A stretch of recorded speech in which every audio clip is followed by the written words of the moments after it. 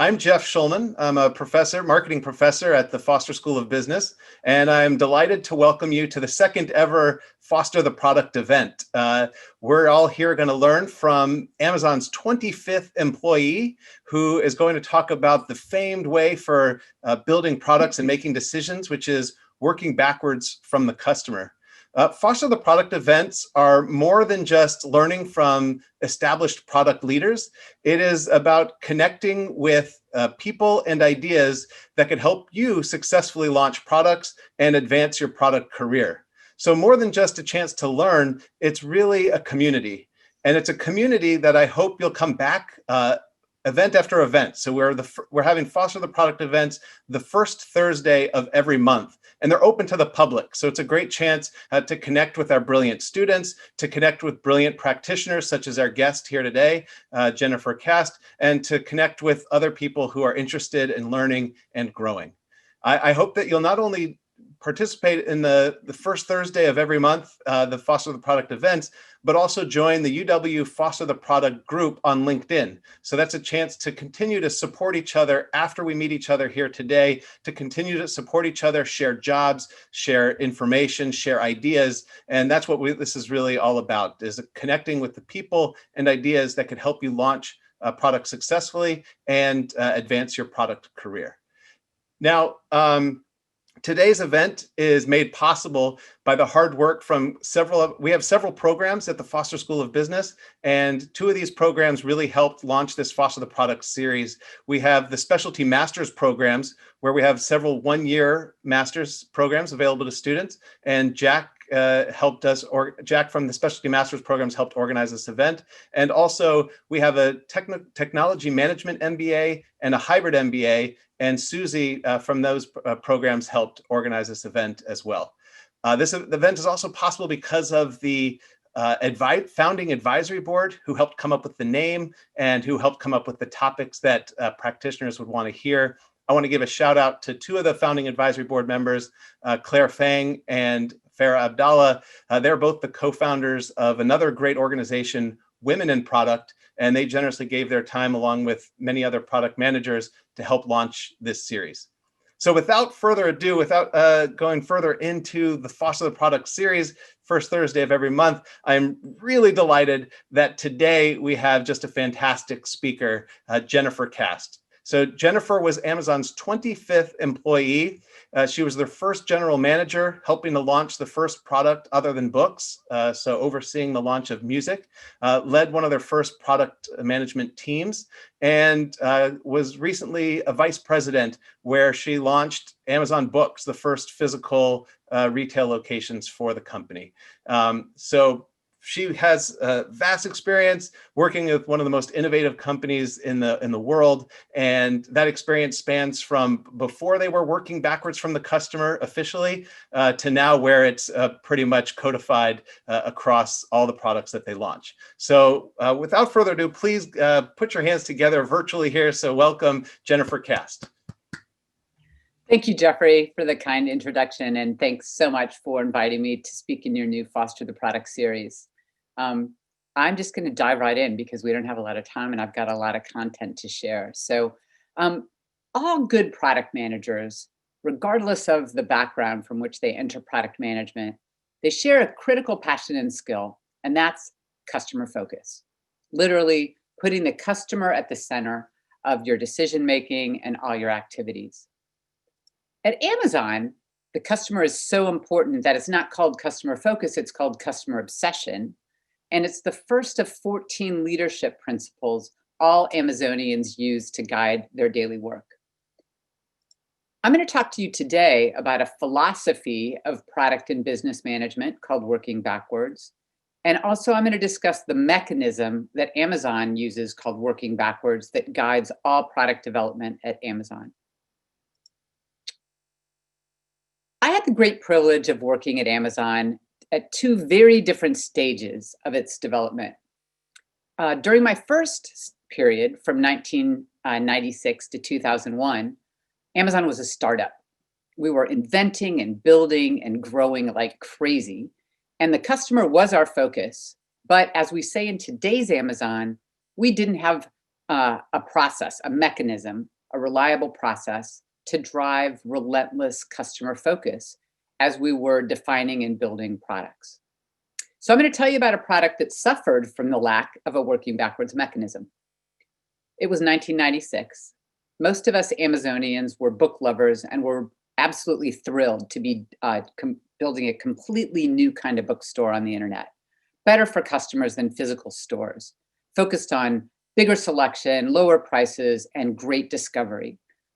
Improving discovery was a big focus, and we were really excited about the opportunity to use technology to make personalized book recommendations for customers. There was a new technology called collaborative filtering.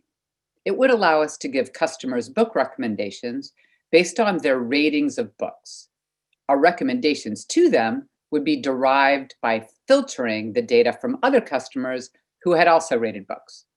The more customers who rated books, the better the recommendations would become. We were really excited about this technology. An external company had developed a recommendation product using collaborative filtering, and we hired them to build the product for us. After months of development, a large group of Amazonians, including me, participated in the internal alpha to test it and to begin feeding it data, recommendations, ratings. One expects an early alpha to be rough, but BookMatcher was worse than rough. There were 3 huge problems, all of which resulted from not starting with the customer experience. First, customers were required to rate 20 to 30 books. Most people did not want to take time to rate 20 to 30 books. To get to that 20 to 30 books you had read, you had to sort through like 50 to 100. It not only was very time consuming, the process made you feel stupid, like you hadn't read a bunch of books that you should have read, and that is not a good way to make your customers feel. Even worse, if you stuck with it and rated those 20 to 30 books, the resulting recommendations were uninspiring. They were usually bestsellers or very obvious classics. So Amazon engineers and product managers began working with the outside company. We tried to improve it. After months and months of development and testing, we launched BookMatcher in March of 1997. And unsurprisingly, it was a flop. Customers had no interest in using it, and we quickly removed it from the store. In today's Amazon, due to the working backwards mechanism, BookMatcher would have either died a quick conceptual death, or it would have evolved to a different recommendation product before an engineer even began writing one line of code. Working backwards is a customer-centric product development process Amazon has used since 2004 to vet all new product ideas. It's a methodology that helps you define the value of your product to customers and crystallize what you're building and why you're building it. And as I mentioned earlier, it precedes any work by engineers. At the center of this process is a document called a PRFAQ, which stands for Press Release and Frequently Asked Questions, and a meeting, actually usually a series of meetings, to discuss and improve the PRFAQ. The end result of the working backwards process is that a decision maker has the information needed to assess the customer and business value of a product and either give it the green light or the red light. During the course of the working backwards process, a greenlit product has usually been greatly clarified and improved. So, I'm going to show my age here. Let's do the time warp. To work backwards from the customer, you've got to do the time warp and dance yourself into the future to the day of the product's launch. In the press release, you announce the product as if it's the day of launch. You identify the customer and describe what the product is, how it works, and why the customer will care. You imagine how customers will respond to your product, and you quote them, articulating the problem it solves for them, the benefits they're enjoying, and why it's better than other products on the market. You want stakeholders and decision makers who read the press release to think, wow, that sounds like a great product for those customers. Those benefits sound meaningful, and I think they're going to love it. To prepare for the FAQ, you channel your audience. The FAQ has 2 sections. The external FAQ should further describe the customer experience and answer questions you'd expect to hear from customers or the press. The internal FAQ should address opportunities and challenges in all relevant areas, including product characteristics, customers, customer identification, the financial model, operations, legal, marketing, and technology. FAQs often include P&Ls or other charts with data, and sometimes they include mock-ups to help you, the readers, understand the product itself. This is all pretty conceptual. So in the time we have left, I'm going to give you a real-world example of the working backward process I led for Amazon Books. Sorry, that is my dog. Amazon Books is Amazon's book and device store that's physical and that launched in late 2015. People often wonder how you get started on the working backwards documents. Do you start with the press release? Do you start with the FAQ? And how do you even start either one? The first thing to know is that writing a PR FAQ is a commitment of time. It's a big commitment. It takes time and tenacity. Over the 6 weeks that I wrote the Amazon Books PR FAQ, I spent at least 120 hours writing at least 12 drafts, and I spent at least 10 hours in meetings with my boss and my finance partner. For me, there was no obvious starting point. I was under some time pressure, so I dived right in and I started with the press release because I'd written lots of real press releases before, so I thought it would be fairly easy. It wasn't easy, and mine wasn't good. So I pivoted and I started writing down the questions I needed to answer for the FAQ. That helped a bit, but I didn't have the answers yet, and I quickly got stuck. So I took a different approach and I started writing about the givens, mandatory characteristics of the store. So here's some examples. The bookstore's brand is Amazon's brand. That meant that our store would be welcoming and pioneering, trustworthy, enthusiastic, and respectful. Customer service is one of Amazon's strengths that Amazon is best known for. So we, of course, would meet or exceed the Amazon bar. We wanted our stores to be in high-trafficked malls. That meant the real estate would be expensive.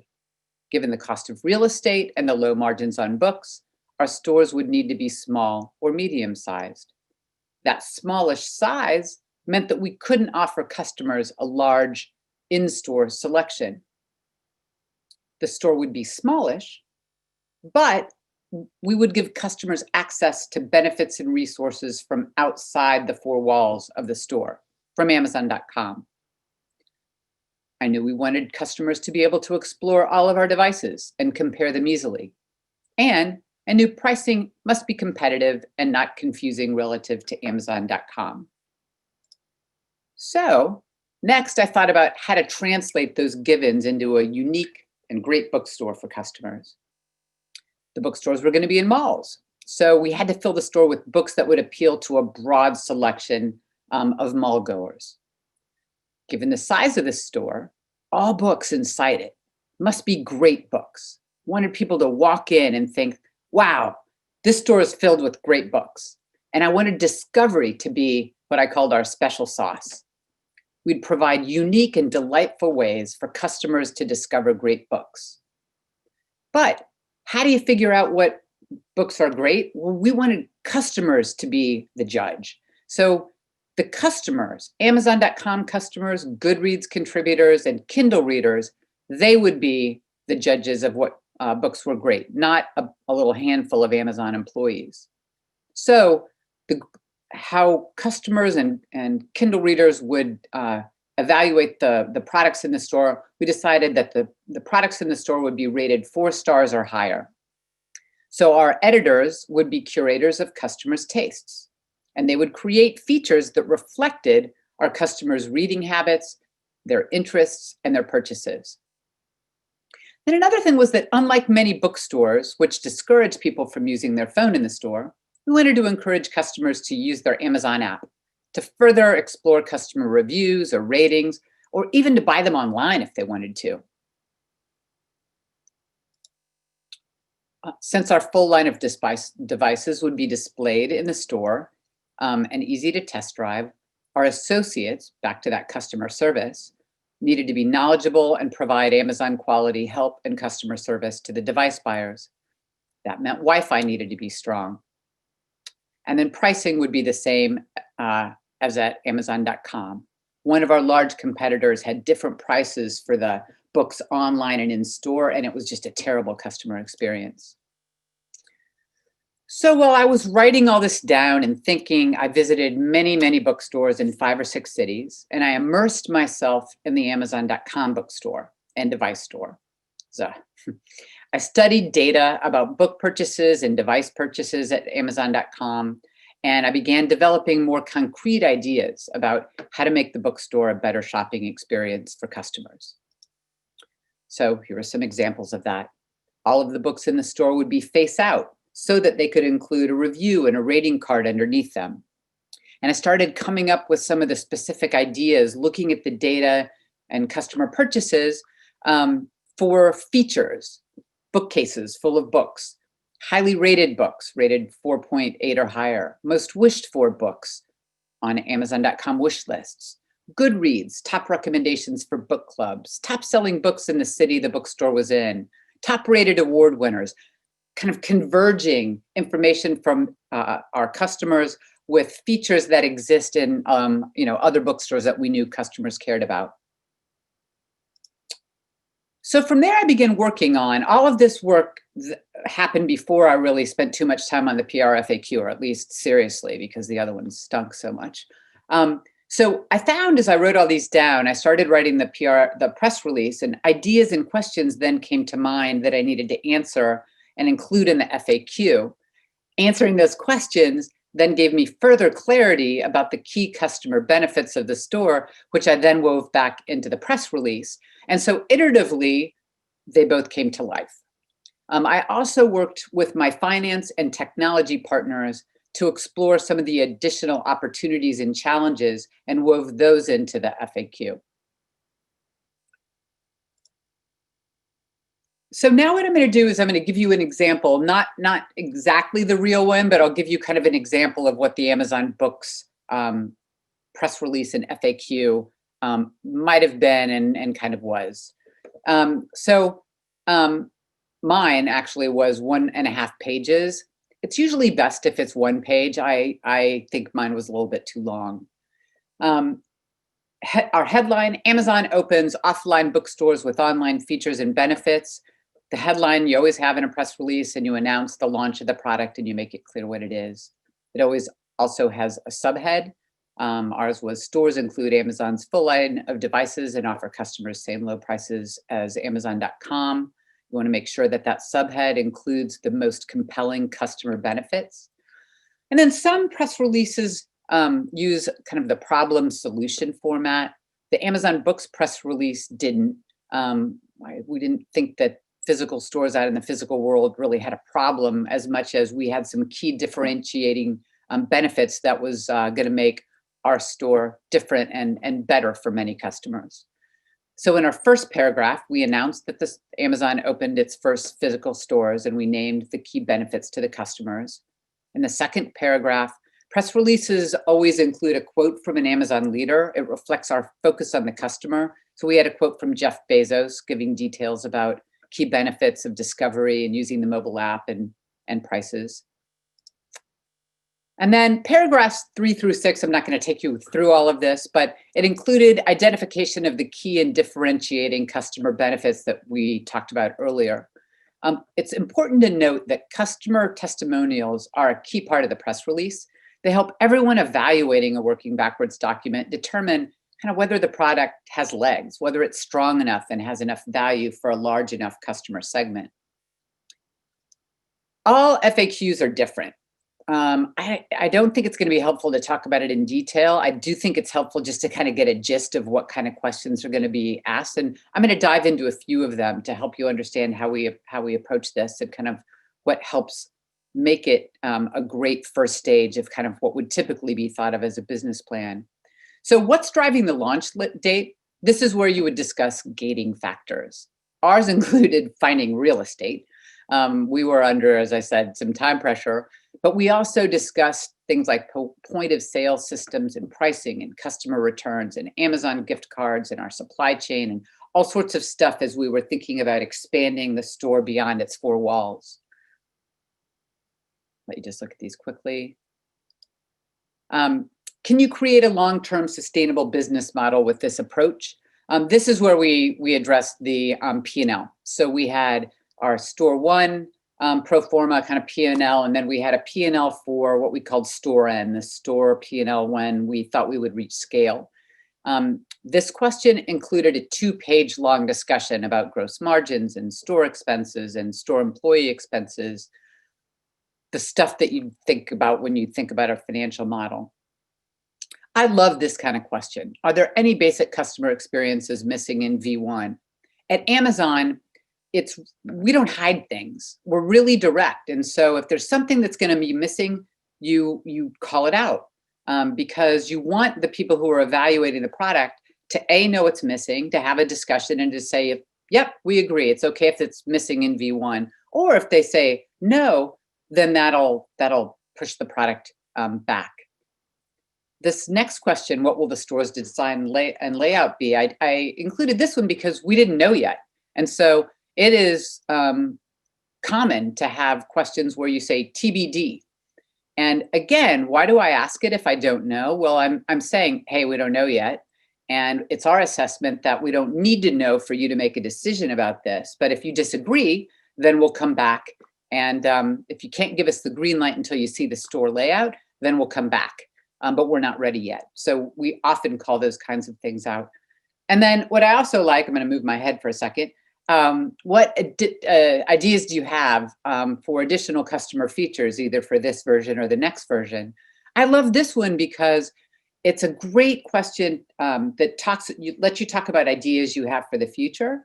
And I've heard of working backwards meetings where in talking about those additional features, they've decided, oh gosh, we should wait for that additional feature because that seems to be the holy grail. That's an awesome product that feature that we should launch with. Or others, you just get even more excited about what it's going to look like in the future. So our working backwards meeting was a success. It was 90 minutes. It went well. I was really fortunate that my boss, Steve Kessel, was one of the originators of the working backward process. And so I got great help.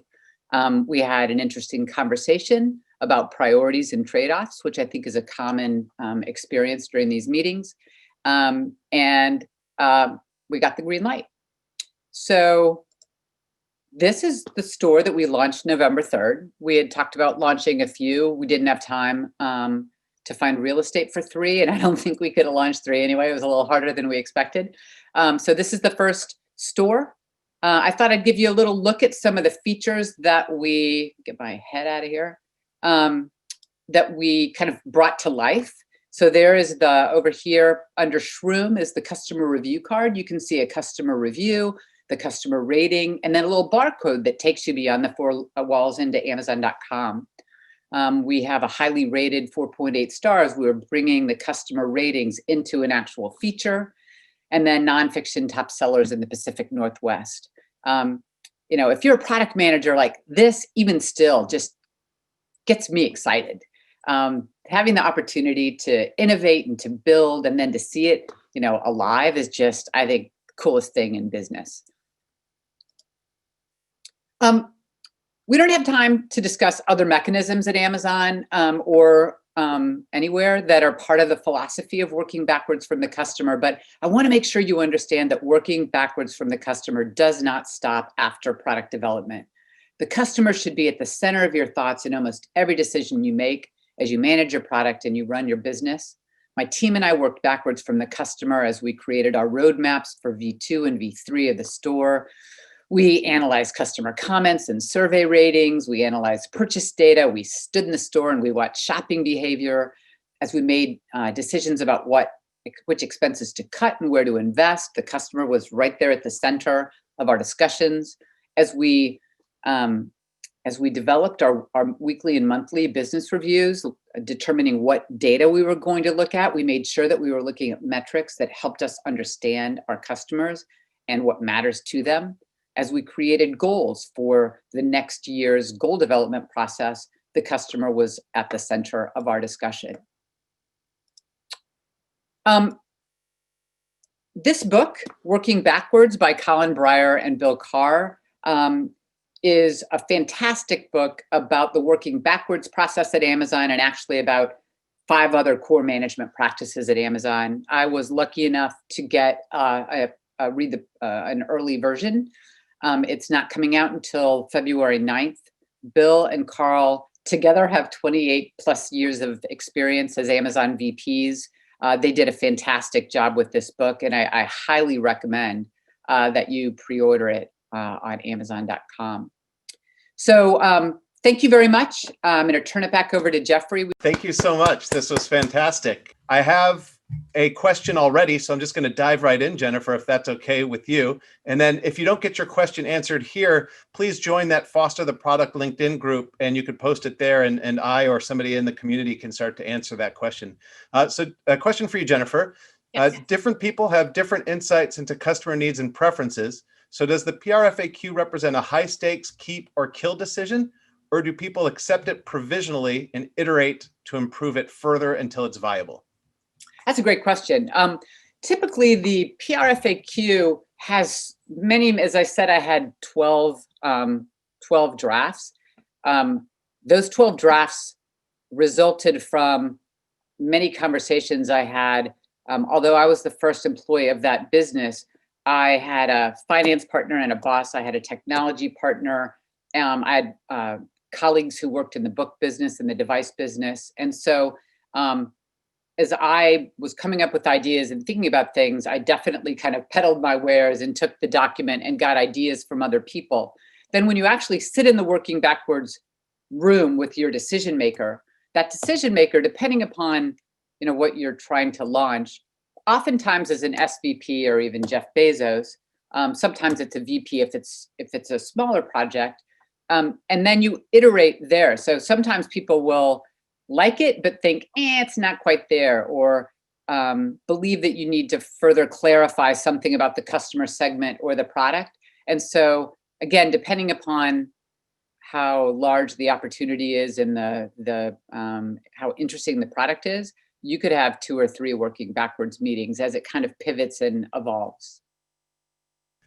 And the next question is, where does feasibility come in? How much of that weighs into the question, or is the PRFAQ really just customer and business focused and kind of dreaming big? So where does feasibility come in the PRFAQ process? Feasibility, I mean, it's actually critical, because if the business or product isn't feasible, then even if it sounds great for the customer, it won't survive. And so if whoever asked this question, if you were there when I talked about the FAQ, an FAQ always contains information about the business model itself or the product's P&L, so that you understand how large the market is. What do you think your revenues, which represent the customer's interest in your product, will be, and then you share an expected P&L for the product or the product group or the business, like for Amazon Books, so that you can see, is this going to be a sustainable product or business? So absolutely, it's got to be a product or a business that will be successful. And sorry, in terms of feasibility, what about in terms of can it actually be made? Can your engineers, or can you get this done? Does that come into the conversation as well?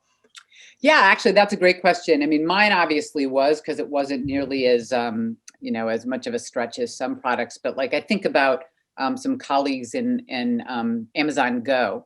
The idea that they had that they got the green light for at Amazon was wow, this sounds really cool. We don't know how we're going to do it, but let's go figure it out. And so we at Amazon, there are many products that are given the green light when they don't know if it's feasible. I mean, they wouldn't try it if they didn't think it was, but they don't know for sure. Or, it may not be feasible in V1 at the right price, or it might take too long to get there. But But at Amazon, they often will say, like, that's okay, we'll just keep iterating until we get it right. So absolutely, we do things that we're not sure if they're feasible or not. They do. And then a question from Rob Rubin is the role of customers. So where do you get customer feedback? And I think this question is also kind of asking, would you ever take the PR FAQ or some chunk of it to customers, or do you do other means to learn from the customer as you're iterating on the PR FAQ? Well, I can talk about mine. I wouldn't take the PR FAQ to a customer, no, but I think depending upon what you're building, there are many ways to get customer insights. And sometimes you can get customer insights through looking at data or research. Sometimes you have personal experience. Sometimes you observe. So like when I was building Amazon Books, I spent a lot of time in bookstores watching people. And, there are a lot of people will have thoughts about how people shop. I know we did early on in Amazon that happened to be completely false. And so, you might think that people spend a lot of time sitting and reading in bookstores, reading the books, and that they really want to touch and smell those books. But the truth is that there are some people who will spend 6 hours at a bookstore. But a lot of people are kind of quickly in and out. And those review cards in our store help people evaluate them well. But you sit and you watch and you get data and you read. And I think it really depends upon the product that you're building, how you get those customer insights. And now you've got these customer insights, you've got this PR FAQ, there's probably lots of people trying to get resources. How do decisions get made as to which PR FAQ is most compelling, and how much of it is weighted on the press release and how much is it weighted on the FAQ?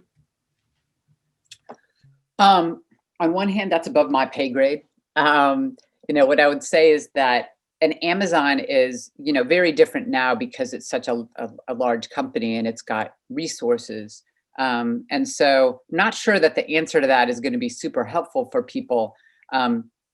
Every year we do a, budgeting process, and we have the opportunity to make decisions about accepting businesses that aren't in the budget, right? And so it depends upon how much time and how much it's, how many resources it will require.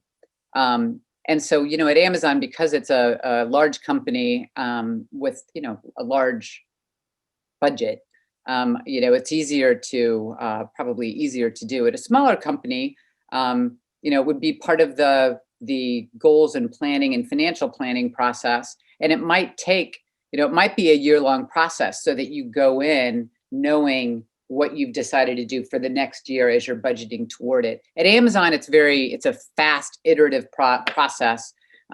Usually the big PR FAQs, there's a kind of PR FAQ season before the yearly planning process. And lots of businesses do them then so that they can actually be budgeted for as we're doing the budgeting for the future year.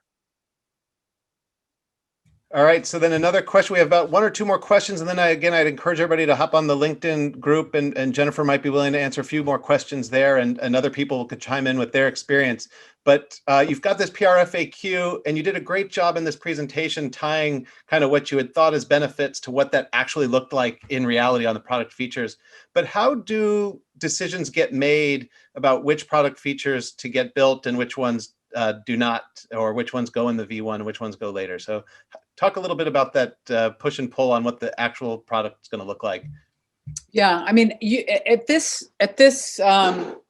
when you do a PR FAQ, you've got some good ideas, but you don't actually know exactly. You don't know enough about what it's going to look like to be fully aware of what the trade-offs are going to be and what's going to work and not.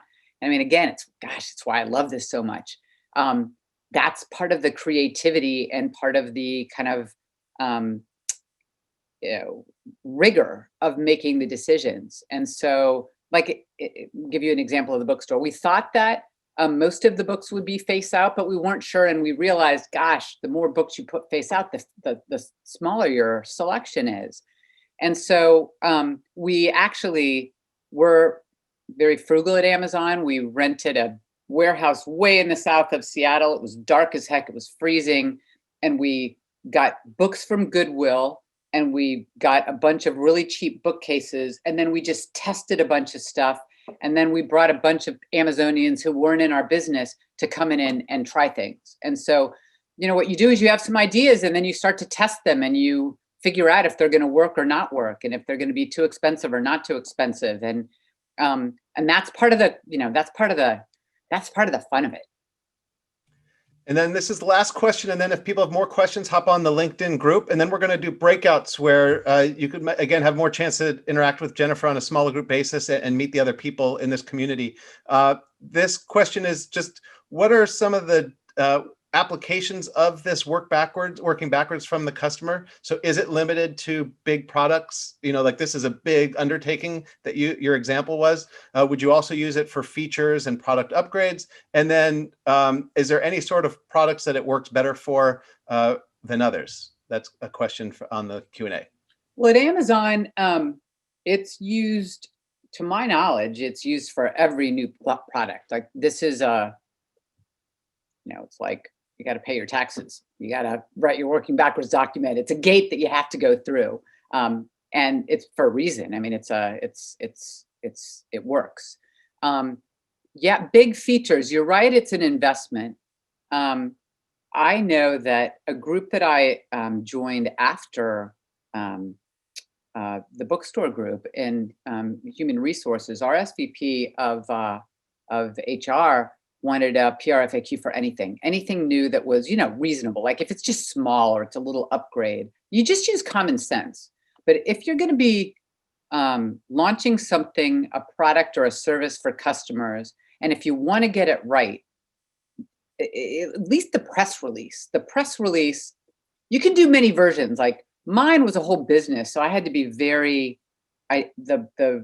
financial modeling was incredibly important to understand the levers for the financial model. And it was also really important to think about some of the technical issues for reasons of supply chain and the point of sale system, credit card security and all that.